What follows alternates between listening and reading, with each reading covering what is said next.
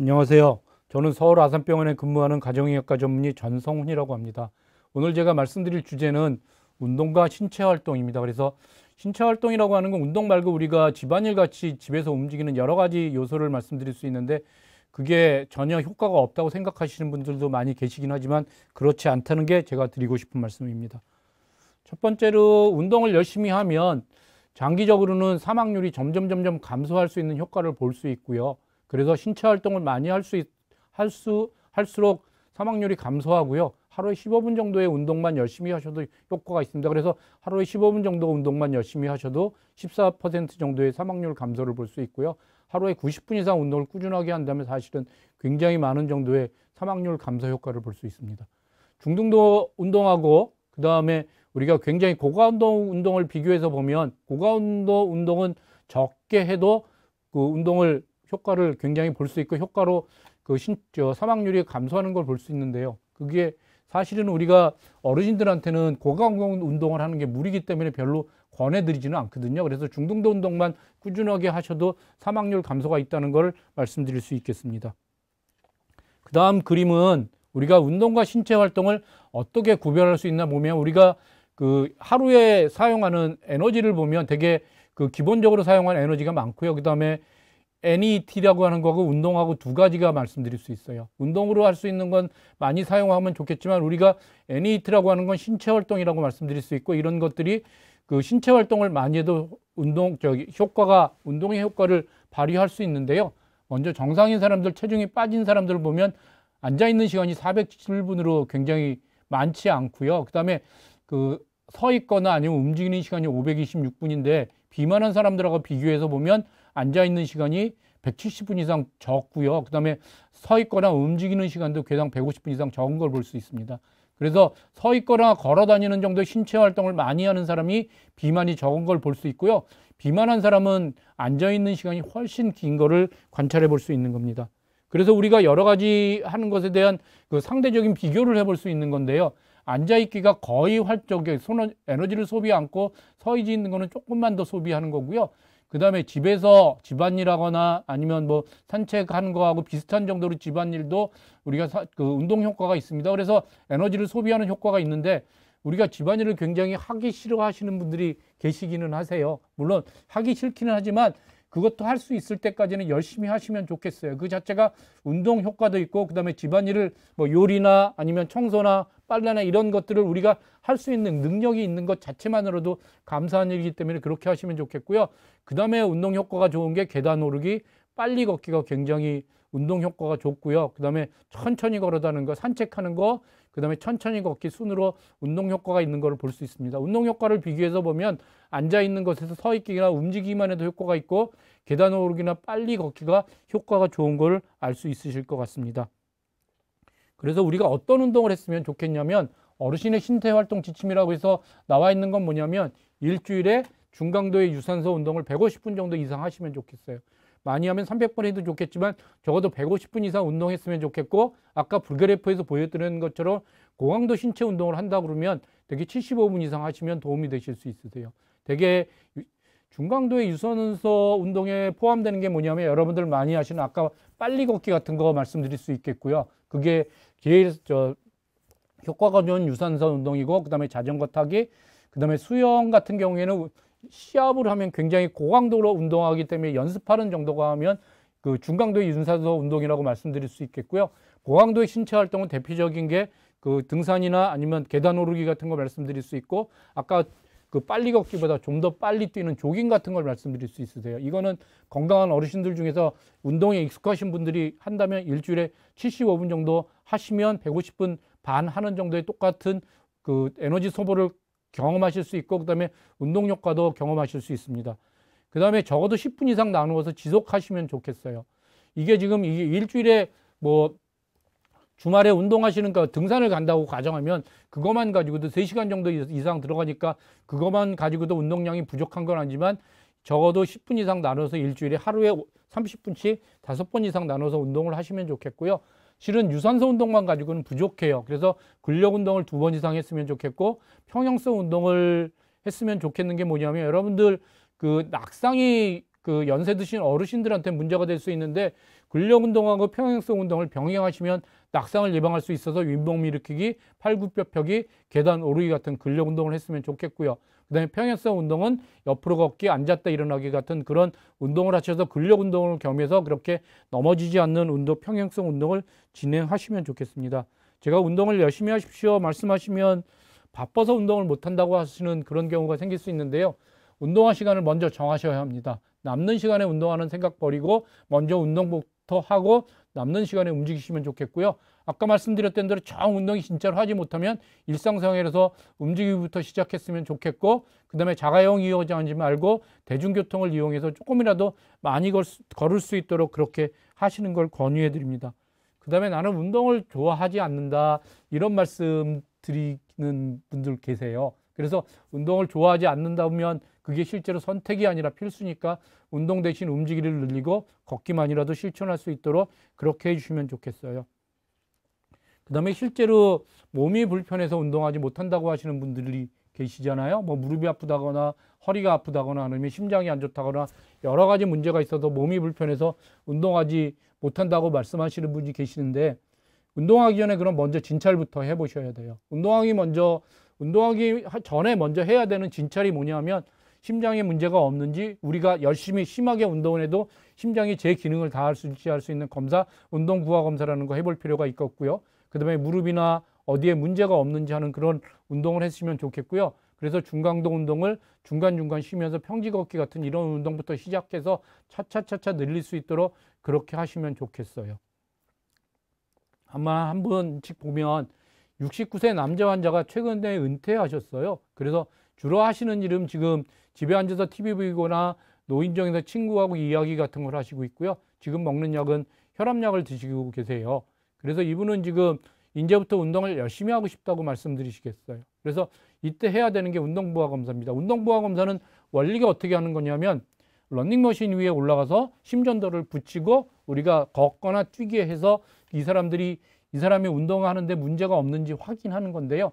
운동부하라고 하는 거는 우리가 어느 정도의 운동량을 측정할 수 있냐면 맥박수를 올리는 거예요. 연세에 비해서 되게 여러분들 같은 60세에서 70세 정도 되시는 분들은 110회 정도를 맥박을 올려서 그거를 110회 정도 했을 때 여러분들이 가슴에 통증은 없는지 아니면 심전도에서 혈액 공급이 변화는 없는지 이런 것들을 확인해서 심장에 문제가 없는 걸 확인하는 게 중요할 거고요. 이분께는 무리한 운동을 피하고 그다음에 하루에 30분 이상 걷기부터 시작하고 주위에 근육 운동을 하도록 그렇게 권유해 드렸습니다.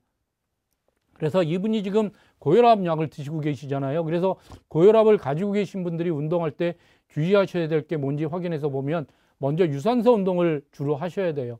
무산소 운동이라고 하는 건 되게 근육 운동에 속해 있는데 우리가 역기를 심하게 들거나 누워서 그 발로 밀어 올리는 이런 운동하면 굉장히 혈압이 많이 올라갈 수 있거든요. 그래서 혈압이 올라가는 것을 피해서 무산소 운동을 너무 심하게 하시면 고혈압으로 인해서 문제가 생길 수 있기 때문에 주로 유산소 운동을 하시면 좋겠고, 유산소 운동의 대표적인 건 걷기, 뛰기, 자전거 타기, 수영 이런 걸 말씀드릴 수 있으니까 그렇게 하시면 좋겠고요. 그 다음에 무산소 운동은 꼭 하셔야 되긴 하지만 이것으로 무산소 운동, 근육 운동을 주로 해서 운동하시면 안 됩니다. 운동 강도는 되게 심박수로 가지고 말씀드릴 수 있겠는데 처음에 시작할 때는 100회 정도 넘지 않도록만 하시면 크게 무리되지 않을 거고, 그 다음에 운동이 익숙하셔서 그렇게 되시다면 차차차차 운동 심박수를 조금 늘릴 수는 있을 거예요. 그래서 그거는 맨 처음에 시작하신다면 이 정도가 여러분들 어르신들한테는 크게 문제되지 않을 정도의 맥박수입니다. 운동에서는 주당 3번에서 5번 정도 하고 지속 시간은 30분 이상 이런 운동을 하고요. 준비 운동 10분, 정리 운동 10분 되게 이렇게 해서 40분, 50분 되게 1시간 내외를 운동하시면 좋겠고요. 그다음에 혈압을 쟀을 때 180에 110이 나왔다고 하면 이거는 운동하시면 안 되는 지금 조건이라고 말씀드릴 수 있겠고, 이때는 약물 치료를 해서 그 혈압을 떨어뜨리는 게 우선입니다. 혈압약이라고 하는 거는 혈압약을 먹었을 때만 효과가 있으니까 내가 혈압약을 먹는다고 해서 혈압이 계속 떨어지지 않으니까 되게 하루에 한 번, 하루에 2번 이렇게 약물 치료를 하게 되는데 그걸 계속 잘 하시는 게 굉장히 중요합니다. 그래서 혈압이 심하게 올라가지 않도록 관리하시는 게 굉장히 중요하십니다. 예, 그 다음에는 몇 가지 궁금해 하시는 점이 있으시더라고요. 고혈압하고 관계돼서. 첫 번째는 운동부하 검사를 언제 왜 해야 되는지가 궁금해 하시는 점인데요. 운동보호검사라고 하는 건 말씀드렸던 대로 우리 심장이 우리가 하는 운동을 버틸 수 있는지 문제가 없는지를 확인하는 검사인데 이게 대표적으로 협심증하고 그다음에 심근경색에 관련된 검사예요. 그래서 관상동맥 질환이라고 하는 거는 심장으로 가는 혈관에 문제가 없는지 이런 사람들한테 많이 하게 되는데 그 증상이라고 하는 게 가슴의 통증, 그다음에 뭐 그런 것이 생겼을 때 주로 검사를 권유하는 건데요. 어떤 사람들이 협심증이 많이 생기냐면 고혈압, 당뇨, 고지혈증, 그다음에 담배 피는 분, 운동 부족, 아니면은 이제 아이가 들거나 남자들한테 많이 이런 여러 가지 뭐 가족력 이런 것들이 있거든요. 그래서 이런 것들 중에서 두세 가지의 위험 인자를 가지고 계시다면 검사해 보실 필요가 있어요. 되게 연세 드신 남자분이 그 담배 피고 혈압약을 먹는다면 그 증상이 없어도 한번 운동보호 검사는 심장에 문제가 생기지 않는지 검사해 볼 필요가 있으실 것 같고요. 그 다음에 노인에서 운동을 시작하시거나 내가 지금 하는 것보다 좀 더 센 운동을, 근육 운동을 하시신다고 생각하시면 한번 심장에 문제가 없는지 확인하고 검사하는 걸 권유해 드릴 수 있고요. 그 다음에 이제 운동이 실제로 운동을 하면 혈압이 떨어지는지, 내가 실제로 운동하고 난 다음에 굉장히 어지러운 경우가 있었는데 그건 어째서 그런지를 물어보는 경우가 있었더라고요. 그래서 운동 중이나 그 다음에 혈압 직후에는 혈압이 조금 올라가세요. 많이 올라갈 수 있는데 그게 실제로는 운동의 효과 때문에 올라갈 수 있고 장기적으로는 혈압을 떨어뜨리는 거고요. 그 다음에 운동하다 갑자기 멈추면 혈압이 갑자기 떨어질 수도 있으세요. 그래서 운동보호 검사 후에 혈압이 갑자기 떨어져서 어지러움증이 있어서 뭐 그 의자에 앉아 있거나 이런 일이 생기기도 하는데, 여러분들께서는 되게 런닝머신 같은 걸 하신다 그러면 갑자기 멈추지 마시고요. 되게 키로수를 천천히 떨어뜨려서 정리 운동을 하면서 그 런닝머신을 멈추도록 그렇게 해주시면 좋겠어요. 그래서 실제로 운동 후에 혈압 저하가 있을 수도 있고요. 그 다음에 이게 장기적으로 혈압을 떨어뜨리는 효과, 이렇게 아까 말씀드렸던 대로 하루에 30분 정도, 그 다음에 거의 매일 운동한다면 장기적으로는 10 정도의 혈압 떨어뜨리는 효과를 볼 수 있을 것 같습니다. 다음에 드릴 분은 퇴행성 관절염을 가지고 계신 환자분들이 어떻게 운동을 해야 되는지 말씀드리려고 합니다.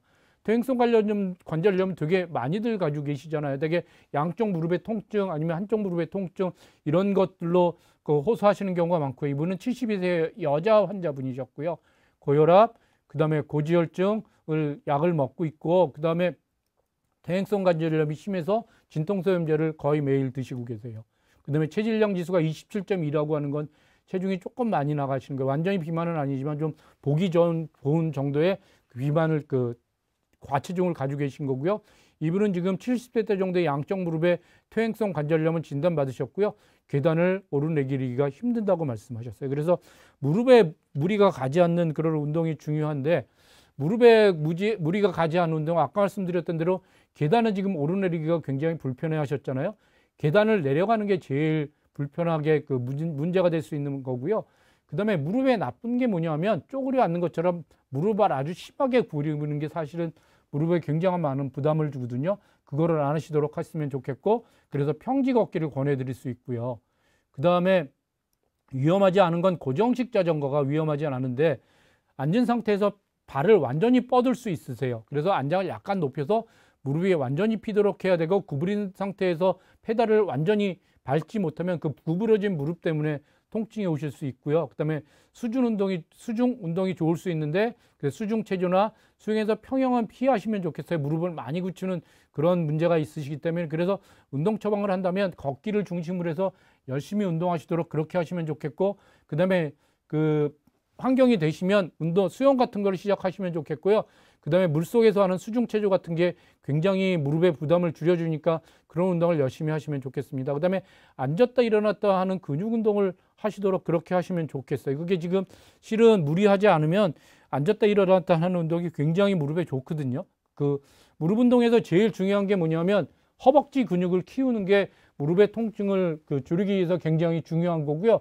여러분들 피트니스 센터나 아니면 운동 처방 센터 같은 데서 배우면 허벅지 근육을 키우는 그런 운동을 주로 배우게 될 것 같습니다. 가르쳐 드리거든요. 이거 한번 보시면 가정에서 할 수 있는 노인 낙상 예방 운동인데요.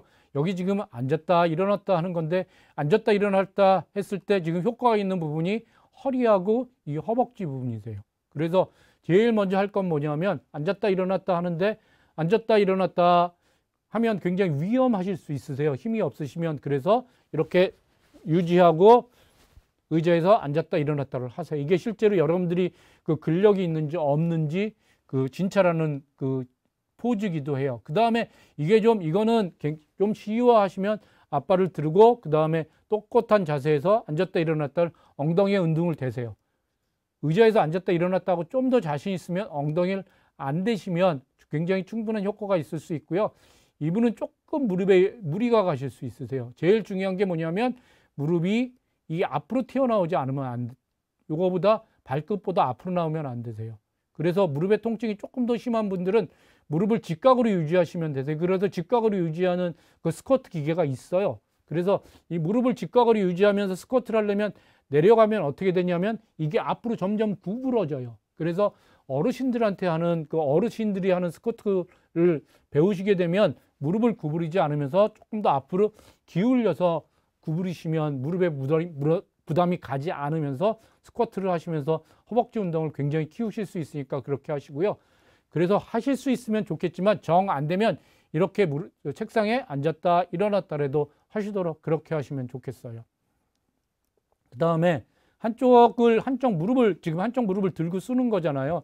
제일 약하게 하는 건 뭐냐면 지금 한쪽 발을 이렇게 무릎을 댔는데 제일 약하게 하는 건 뭐냐면 두 손을 다 대는 거예요. 그러면서 발을 교대로 하시면 이쪽 첫 번째로는 지지고 있는 발에 그 근육 운동이 되면서 그 다음에 그 평형 운동도 같이 겸하실 수 있으세요. 그 다음에 이게 좀 너무 쉽다 하시는 분들은 어떻게 하시면 좋겠냐면 한쪽 발을 떼고 하시면 좋겠고요. 반대쪽 발을 드시도록 그렇게 하시는 거예요. 이렇게. 이것도 자신 있다, 잘한다 그러시면 안 잡고 이렇게 하시는 평형 운동을 하시는 거예요. 저도 조금 흔들리고 있는데 이런 단계를 거쳐서 하실 수 있다면 근육 운동하고 평형 운동 같이 겸할 수 있는 운동이고요. 그래서 가정이나 시설에서 할 수 있는 노인들의 낙상 예방 운동이고 제일 중요하게 우리가 하셨으면 하는 게 허벅지 근육을 키우는 거하고 그 다음에 허리 근육을 키우는 겁니다. 그래서 이런 운동을 열심히 할 수 있도록 그렇게 잘 해주시면 좋겠습니다.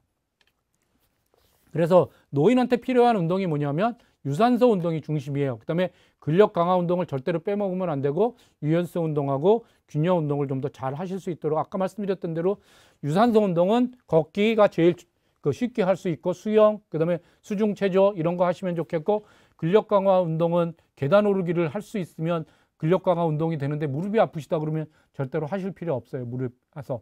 그 다음에 앉았다 일어났다를 무릎을 보호하면서 할 수 있는 건 무릎이 꺾이지 않도록 90도 이상 꺾이지 않도록 잘 하면서 하시면 무릎에 큰 부담을 주지 않으면서도 운동하실 수 있고요. 그래서 그런 운동, 유연성 운동, 균형 운동을 잘 하실 수 있도록 그렇게 해주시면 좋겠어요. 그 다음에 이번에는 66세 남자 환자분이세요.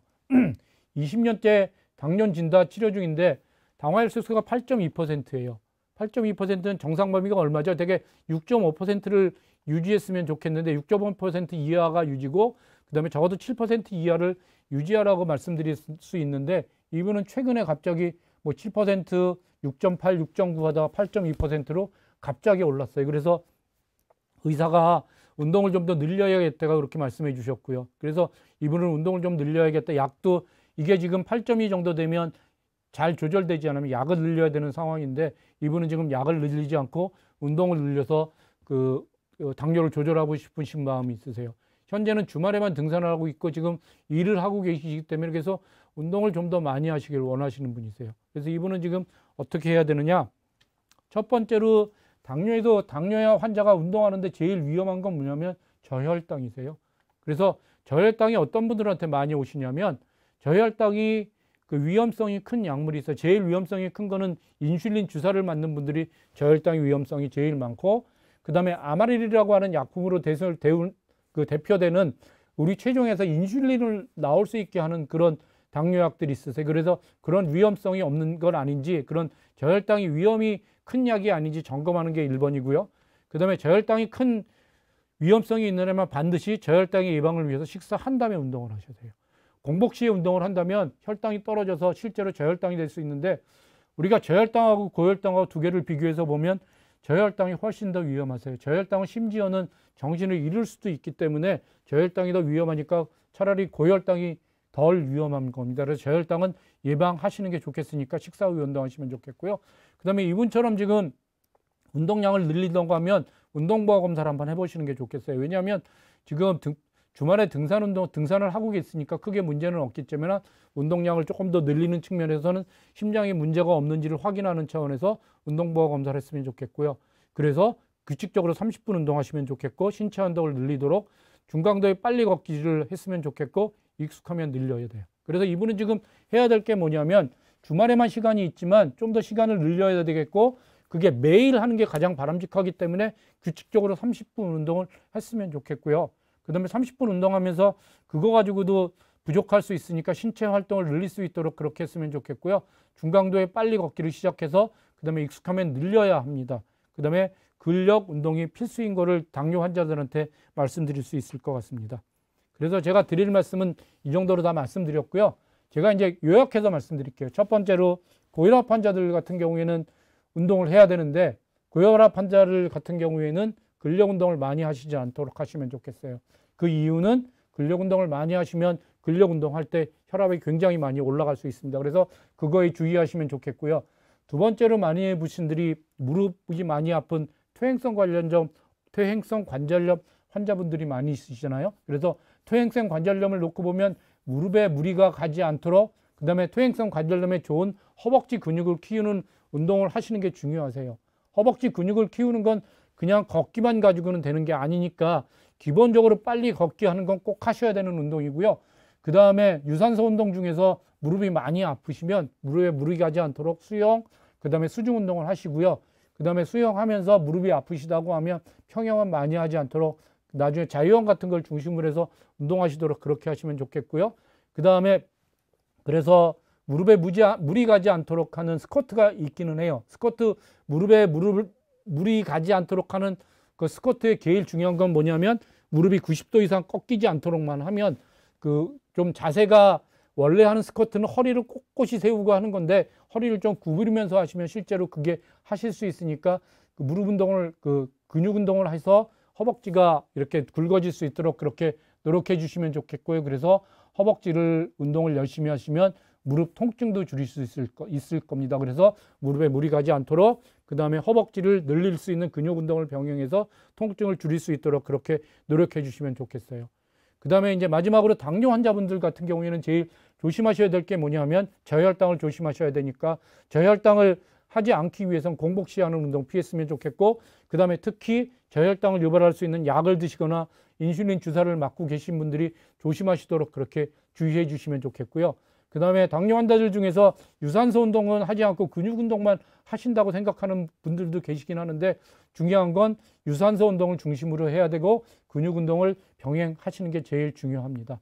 마지막으로 말씀드리고 싶으신 거는, 이것도 저것도 잘 안 되고 집안일이라도 하는 게 효과가 없을 거라고 생각하는 분들이 계신데, 집안일조차도 에너지를 소비할 수 있고 그 다음에 운동 효과가 있으니까 집안일을 열심히 하도록 그렇게 거부하지 않고, 그 다음에 빨래, 청소 이런 것들을 잘 하시도록 그렇게 진행해 주시면 좋겠습니다. 이것으로 마치겠습니다. 감사합니다.